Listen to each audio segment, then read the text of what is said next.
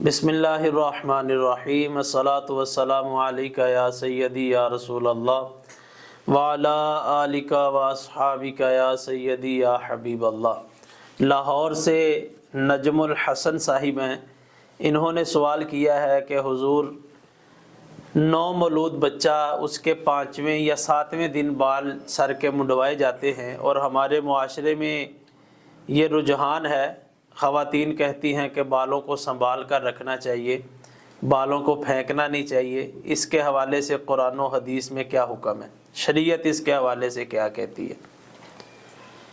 جامع ترمذی میں مولا مشکل کشا شیر خدا کرم اللہ تعالی وجہہ الکریم آپ کے حوالے سے ایک روایت جو ہے وہ مروی ہے، جس میں نبی اکرم نور مجسم شاہ بنی آدم رسول محتشم صلی اللہ علیہ وآلہ وسلم نے حضرت امام حسن مجتبی رضی اللہ تعالیٰ عنہ کے عقیقے کے حوالے سے ذکر فرمایا کہ آپ کا جب عقیقہ کیا گیا تو نبی اکرم صلی اللہ علیہ وآلہ وسلم نے یہ حکم ارشاد فرمایا کہ ان کے سر کے بال منڈوائے جائیں، اور سر کے بالوں کا جتنا وزن بنتا ہے اس وزن کی مقدار میں چاندی کو صدقہ کیا جائے۔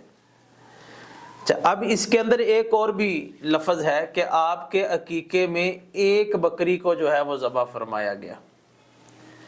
یہ جو روایت ہے یہ جامع ترمذی میں باب العقیقہ کے اندر ہے، ایک بکری کو عقیقے کے اندر ذبح فرمایا گیا، اور دوسری جو اس روایت کے اندر چیز ملتی ہے کہ بالوں کا جتنا وزن ہے اتنی مقدار کے اندر چاندی کو اللہ کی راہ میں خرچ کرنا۔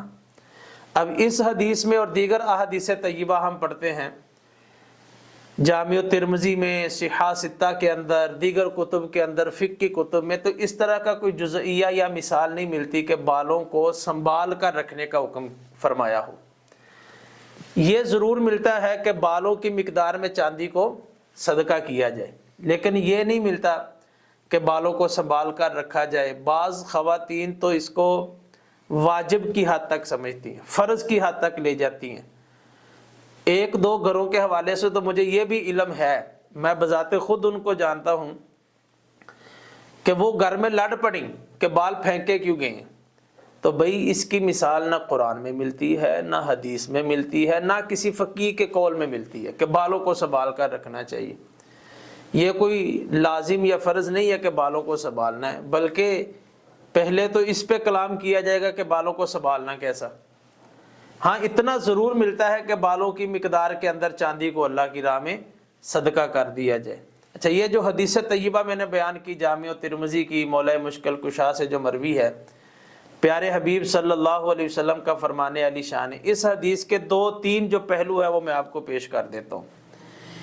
پہلا تو پہلو یہ ہے کہ آپ صلی اللہ علیہ وآلہ وسلم نے ایک بکری حضرت امام حسن مجتبی رضی اللہ تعالیٰ عنہ کے عقیقے کے اندر جو ہے وہ ذبح فرمائی۔ اچھا، اب سنت یہ ہے کہ لڑکے کے لیے 2 جانیں، لڑکی کے لیے 1 جان، لیکن اگر کوئی لڑکے کے لیے 2 جانیں ذبح نہیں کرتا، 2 حصے نہیں رکھتا، بلکہ ایک ہی کر دیتا ہے، تو ایسا نہیں ہے کہ اس کا عقیقہ نہیں ہوگا، اس کا عقیقہ ہو جائے گا۔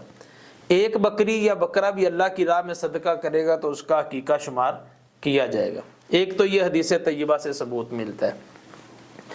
دوسرے نمبر پر جو یہ فرمایا گیا کہ چاندی کی مقدار میں، بالوں کے وزن کے اندر چاندی کی مقدار کو صدقہ کیا جائے، تو اب وہ غیر معمولی سا وزن بنے گا، رتی کے اندر آئے یا ماشے کے اندر آئے، تو اب وہ چاندی کس کو تقسیم کرے گا؟ اس کے ٹوٹے ٹوٹے کر کے تقسیم کرے گا تو شاید کسی کے کام میں بھی نہ آئے۔ تو اس کا بہتر حل یہ ہے کہ جتنی اس چاندی کی رقم بنتی ہے اس رقم کو اللہ کی راہ کے اندر جو ہے وہ صدقہ کر دیں، اللہ کی راہ کے اندر جو ہے وہ خرچ کر دیں۔